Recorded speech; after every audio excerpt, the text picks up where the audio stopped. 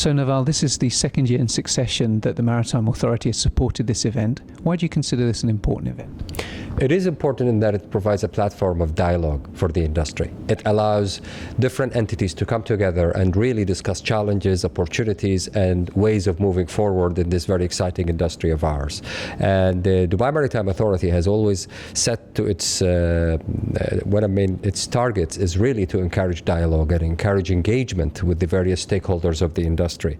And we see in this a great opportunity for us to come closer to the industry and hear firsthand what it is that they are worried about, what it is that they want us to see more doing from the Dubai perspective into these things, and also most importantly is to really get to have a closer look as to how is the industry happening, moving, evolving, and where are things heading.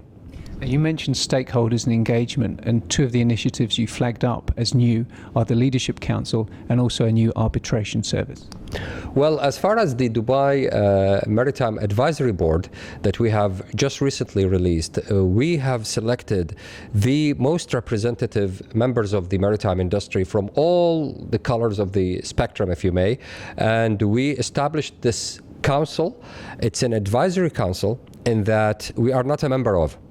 We provide the logistical support for it. We provided the political will to make it happen, but we are not a member of it. We want them to come together as the industry, and they need to come to us with how they see the best practice possible from the Maritime Authority to help develop regulations that are sustainable, regulations that are intelligent enough to help them do their own business, but at the same time create a vibrant and a sort of active maritime structure in Dubai. In terms of the wider discussion, what for you were some of the key takeaways? Well, we looked at regulation in that the issue of providing an even field for all, the issues of labor, the issues of international trade, and all of those elements that affect the industry were obviously, because they are like the daily challenges of the industry, they were all on the table.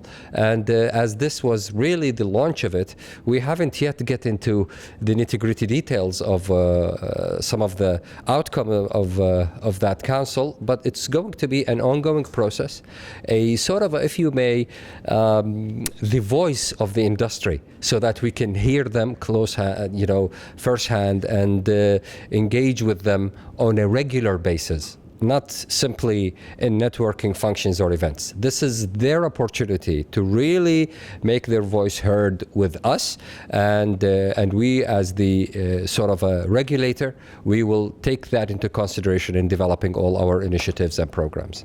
One of the points that did come out in discussion was the importance of being strategic going forward. It's absolutely a necessity. You cannot look at strategy as a management jargon anymore. If you don't plan your resources in a way that makes them well educated, well trained, and most importantly motivated and engaged in your vision as an organization, you cannot sustain a competitive advantage for long. You will eventually end up losing them or end up not going anywhere with your company. And as we discussed earlier, with the energy being in such a dynamic position as it is, today we're looking at oil and whatever it is that we are digging out of the ground. In the future, it might be something that we get from air or something we get from whatever it is. We have to have the necessary means in place, and for those means to be in place, strategy is the main sort of fundamental thinking, if you may, for all organizations to survive.